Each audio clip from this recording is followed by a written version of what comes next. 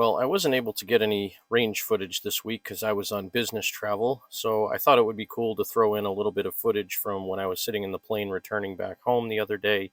The clouds just looked really cool from the airplane. And one of the things when I travel for business, often I can't get out and really do a whole lot, so I was not able to go visit any gun shops or go to the range or anything.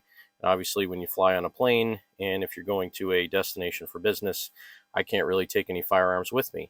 But what I was able to do was still do a little bit of shopping to replenish some ammo that I shot over the past couple of weeks.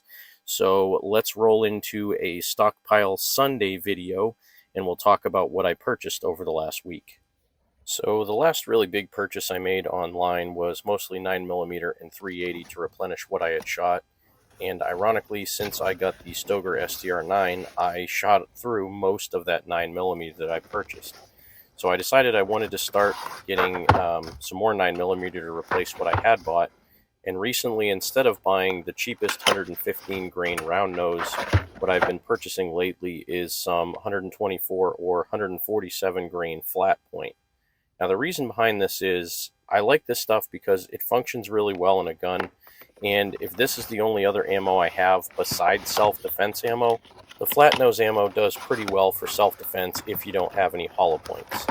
So lately I've been purchasing more of the flat nose 9mm than round nose just because if it functions in the gun, it's a little bit better for self-defense. Now next up is some 40 Smith & Wesson because the last video I did with the Glock and the SD40VE and the Smith & Wesson 4046, I shot through a whole bunch of 40 Smith & Wesson, and it's not really cheap locally, but this is about $17.50 a box online, so I figured I'd buy a few boxes of that. And then next I bought some more 32 Smith & Wesson long, and this of course is for my Smith & Wesson Model 30-1 revolver in 32 Smith & Wesson long. I don't have a ton of ammo for that thing. I probably have 500 or 600 rounds for that, and that's probably all I'm going to carry for that because that's the only handgun I have in that caliber, and I can reload it if I choose to buy some dies. Now, last but not least, on the ammo front, I bought some 22 VIPER Remington. I don't know if any of you that are new to the channel or new to shooting have even ever seen this stuff. They stopped making this quite a few years ago, and I was excited that it's starting to come back on the market. It's basically the solid point version of the Yellow Jacket round. These are hyper velocity, so they're something like 460 feet per second. They have a very small, flat nose, truncated round, and they're plated. And the plating on these doesn't look quite as good as it was on the original stuff that I have from years ago. But if these are reliable, these are great varmint rounds. They're also really spectacular when you shoot targets like soda cans and soda bottles and things like that. They explode really well because the velocity on these is so high and it's a flat nose. So I got 500 rounds of the 9mm. I got 100 rounds of the 32 Smith & Wesson long, 3 225 round boxes of the VIPER, and then 5 boxes of the 40 Smith & Wesson. Last but not least for this Stockpile Sunday, I bought 4 more stainless steel Duramags magazines for my AR-15 that's chambered in 7.62x39, mainly because now that I finally have that gun running properly and I have some good brass cased ammo that I know shoots in it, I figured it's probably a good idea to grab some more magazines for it so my next range trip I can do a little bit more shooting and test out the longevity of the gun a little bit better.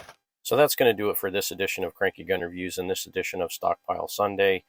A couple videos ago I posted some stuff about collecting ammo and getting brass and things like that, and people keep telling me that I'm propagating fear and causing panic buying. There is no way that my tiny little channel is causing people to panic buy.